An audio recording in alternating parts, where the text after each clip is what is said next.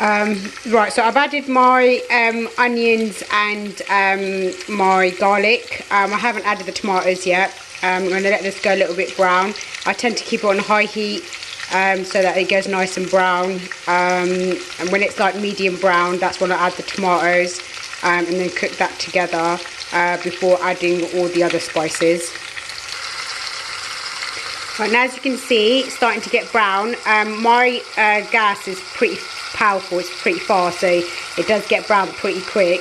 So that's almost medium brown, and then I'll add the tomatoes in. My tarka, for spaghetti bolognese, I won't make a proper 1 hour tarka like how you do with andiya, because you don't need to. It's like an English dish, so you can just do a quick tarka. These are going to be my ingredients that I'm going to add. There's the bolognese sauce.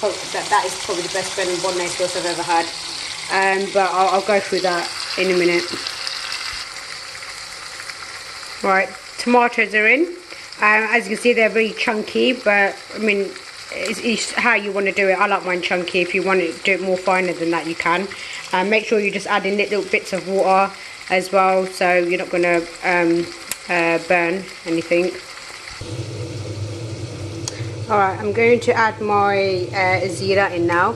So I'm not gonna lie, I do andaza, so that's obviously a heaped teaspoon, and I might just do a little bit more because I do like my zira. Right, and then that's that, and then I add a bit of dhania powder. I don't add too much of this. I add about that much. See, I don't measure, I just add. Right, now I'm going to add haldi. Once again with haldi, I will probably add about that much.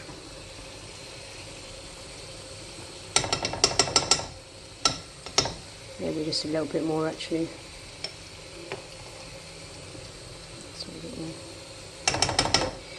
I'm also going to add paprika as well, because I don't add chili, but obviously you guys can add your chili powder. A little bit of that, and then I also add mixed herbs, just a little bit of this, just sprinkle it on,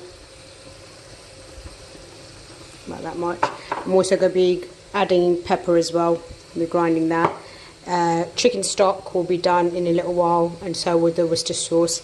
The spaghetti is in and it's boiling. I cut my spaghetti in half just because for my kids, because it's easier for them to eat it. I'm going to mix this now, and then yeah, cook the tarka for a bit now.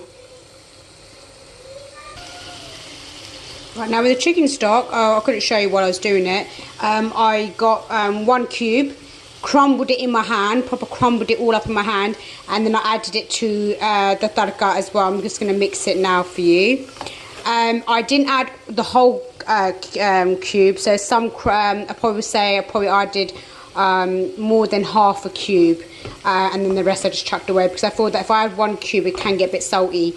As you probably noticed as well, I haven't even added normal salt, because like I said, you probably don't even need normal salt, because I'm going to test this after, and the salt's probably going to be perfect anyway. So this tarka is going to be almost more or less done in a bit, in probably next 5 minutes, and then I'm going to add the meatballs. Right, okay, I'm coming. Right, now I'm going to add the meatballs to the tarka. I'm just going to carefully put these in like that. No, you don't touch, your hands are not washed. Put these in. Don't touch it. What the hell do you Put all these in and. Mommy,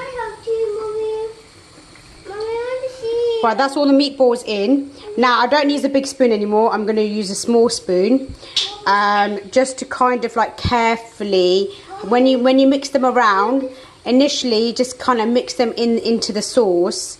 Obviously don't touch these too much. You just mix them into the sauce for a bit, and then when they slightly cook, then they go a little bit hard, as in they're a bit more firm, and then you know they're not really going to break. So don't try to tamper with them too much when they're like this. Just obviously mix them in the sauce, have the gas low, and then when they go a bit brown, then you can like mix them around a bit, but always just use a tablespoon. Don't use a big spoon because that could break it. Right, so I've just turned them over, as in, so I'm going to let them cook now. And we'll leave them alone. So I've only turned them over that once, and I'm just going to put a lid on now, and it's on really low gas, and I'm just going to let that cook for a bit. Right, so they've gone a little bit hard now. Since then, I've added a little bit of salt. I think it needed a little bit of salt, and I also added a little bit of chili powder. I just mixed it together. It's much easier to mix it together now.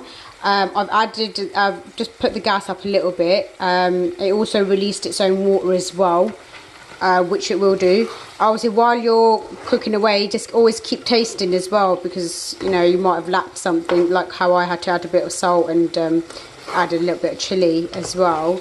So just obviously keep tasting it. So I can actually kind of mix this around now quite nicely.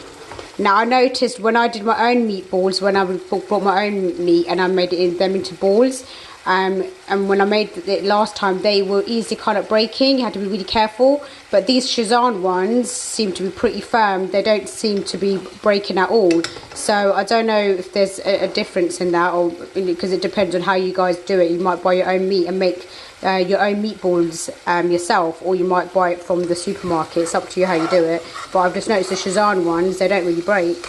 They're actually pretty firm. So yeah, I'm just going to I'm going to have to obviously keep cooking this. And after this, I'm going to add the sauce, and then I'm going to add the Worcester sauce, and that'll be the final stuff. And then it's just about simmering it. Spaghetti's done.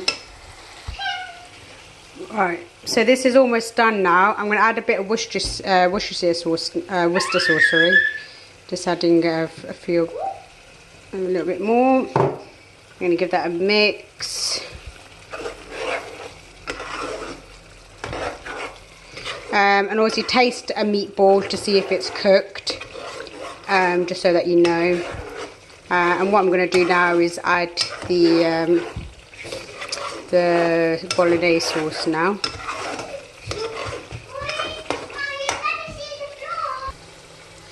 Alright, as you can see that my jar is pretty big, so I'm not going to obviously use all of this. I'm going to use half of it and freeze the rest of it for next time. So I'm going to add the sauce in.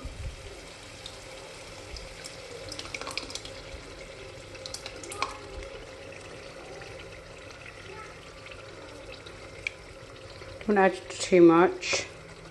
Probably added probably less than half actually. Thing is, that's a big jar, so for big families like you guys, you could probably use that whole jar. Even the how many meatballs, you probably need 2 packets. This is enough for me and my girls. This is more than enough for us. So I'm just going to give this a mix now. If I feel I need to add more sauce, I will add it. But to be fair, I think that's fine. So I'll just freeze the rest of that and cook it another time. So it's basically more or less done. I tasted it and it was fine. And that's it really. There you have it. Meatballs with spaghetti.